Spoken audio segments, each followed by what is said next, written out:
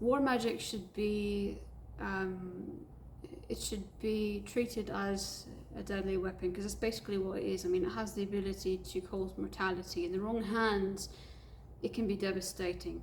And the last thing I want to do is add to the mess that's already there, where people have, unfortunately, some unknowingly, naive, and some knowingly.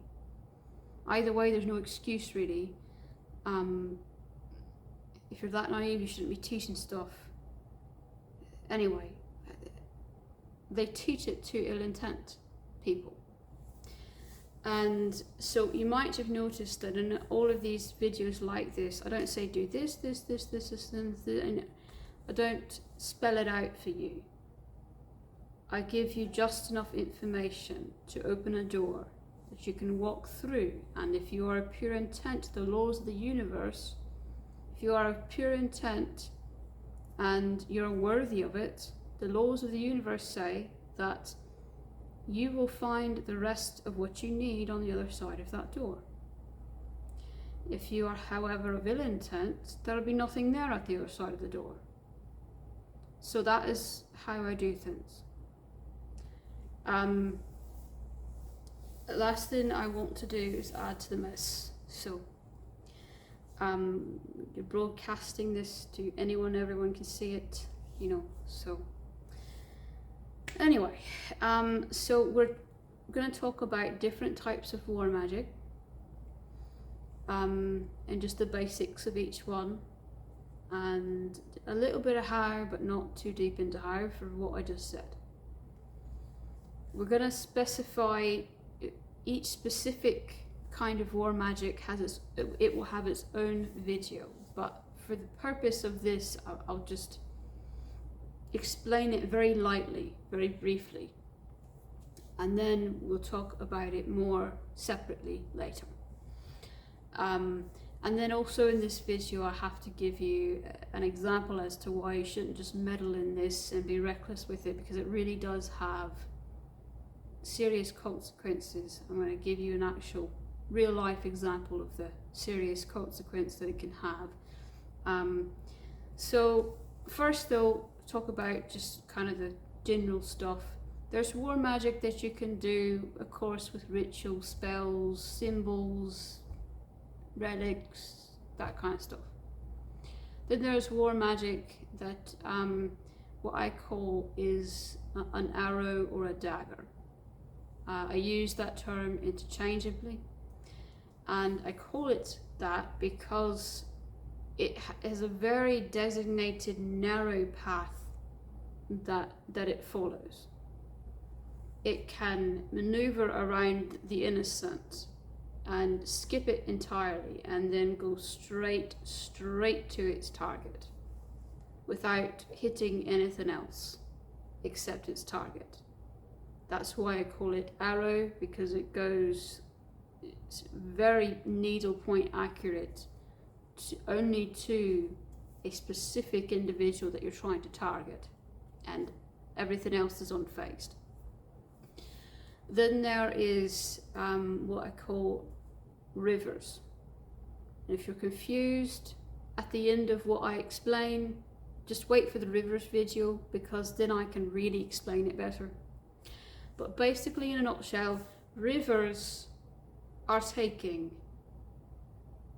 an energy from one place to another. It's a constant flow from one place to another. And typically in war magic, it's taking some kind of negativity, pain, something from an innocent or from a sacred land or something, and it's pushing it to somewhere else, someone else that is evil, that is either that caused the pain or that is deserving of the pain and you have sacred permission to give to. Typically that's kind of what happens. Rivers can be used as barricades, as you know, a line, like a wall, you know, that if someone crosses through that horizontal river, that they will feel the pain when they cross through it, you know.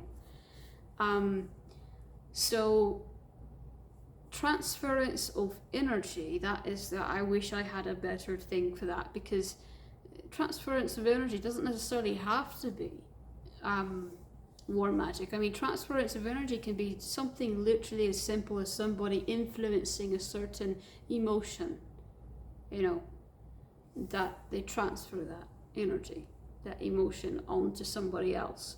Or it can be something as drastic as you are transferring actual physical pain. So, say someone just hurt you and physically pained you, and you might actually be quite injured, like pretty severely injured, and you are transferring all that pain that they just gave you back to them. In the reverse side of it, you can take their strength away and either take it in or put it somewhere else, give it to something else, to try and hinder their ability to harm either you or someone else. Imagine what people do with, unfortunately, transference of energy is all too common. Imagine what people do with it in the wrong hands, with any of this, but especially the transference of energy, because it is such a broad spectrum thing that it could be used for. It's just, you know, it's not good to think of what they could all possibly, anyway. So now, okay, a bit of a story of why, a real life story that actually happened. Why it's so important to, when you're doing this, really be careful and really have as much control and focus as you possibly can. Now, if you're sitting there and you're not just naturally born with this ability, then if you make a mistake and you're just learning how to do this kind of magic, most often than not, the mistake won't be too bad, because if you're just learning how to do it, it's not going to be that powerful yet. But on the other hand, if you've lived with this your entire life and it's been out of control your entire life, you know, a lot of us may not even know we have it within us. It may be buried, you know, and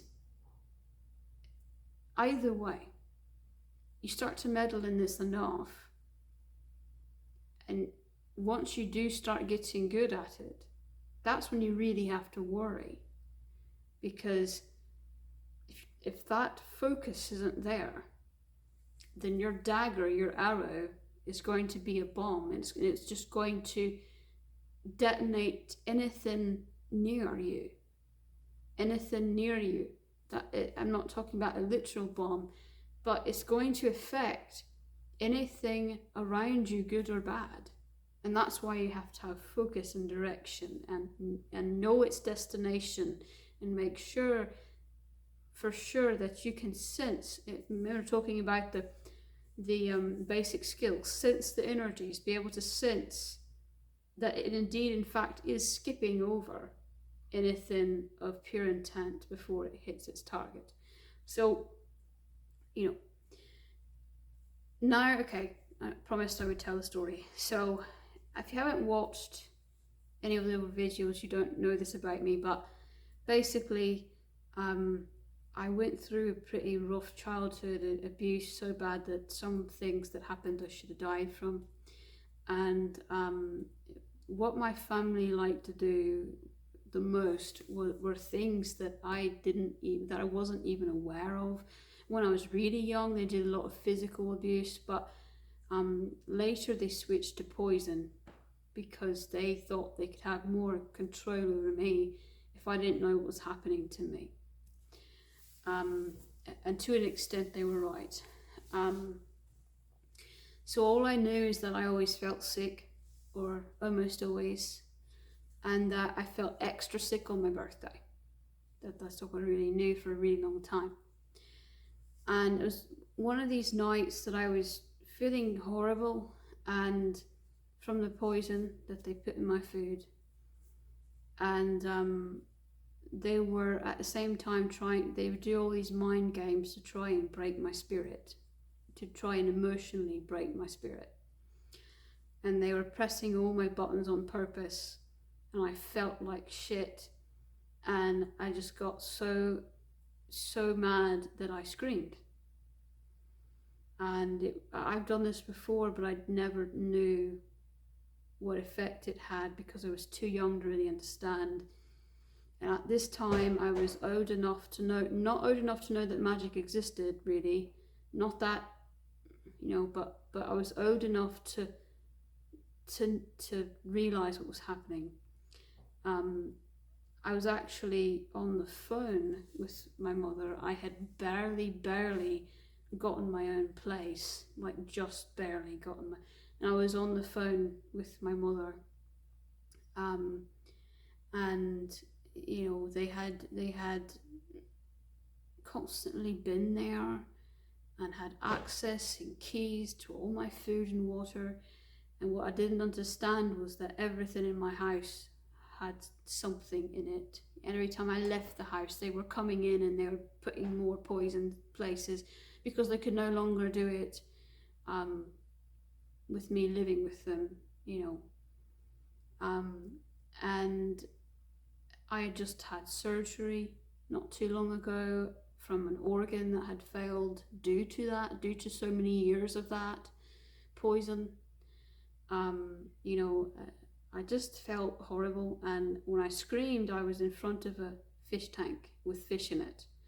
And I noticed after hanging up the phone that the fish were on their side, and before they were fine. They were completely fine, and the fish are now kind of on their side. And after a few minutes, they kind of righted themselves, and I thought, oh, that's odd. But then the next morning, half of them were dead. And then a few days later, the rest of them were dead. And they were totally fine before. And then my mother went to the hospital. She was only there for a short time, but she stayed sick for like 3.5 weeks. And I started putting 2 and 2 together. I screamed, all the pain went away. I had no pain after I screamed. And then my fish died, and my mother went to the hospital, and she stayed sick for 3.5 weeks. And I started to realize I did that. My scream did that. I had absolutely no direction. I was like a bomb. I really was. And I didn't even know what was happening. It just happened. It just exploded on me. And from that day on, because I'm pagan, my family isn't, but because I'm pagan, and just because of my heart, really, I can't, all the innocent lives, we're all equal. I'm no more, in paganism, a fish, a person, it doesn't matter, we're equal. And so all those lives gone because of my mistake, and I couldn't fix it. I couldn't fix it because I didn't know transference of energy. I didn't know, I couldn't take the pain back because I had no idea that transference of energy was even possible, much less what I just did. And I tried my best to save them best I could at the time, but I couldn't.